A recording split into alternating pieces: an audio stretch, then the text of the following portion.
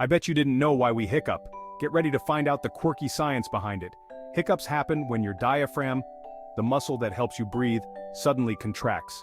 This causes a quick intake of air, and your vocal cords snap shut, making that hic sound we all know and love. But why does this happen? Well, it could be because you ate too fast, drank something fizzy, or even got a sudden scare. Sometimes, hiccups just show up uninvited. It's like your diaphragm decided to throw a surprise party and everyone's invited. Most of the time, hiccups go away on their own. But if they stick around, try holding your breath, drinking water, or even getting a friend to scare you. Just maybe not too much. So next time you get the hiccups, you'll know there's a quirky science behind it. Stay curious and keep laughing.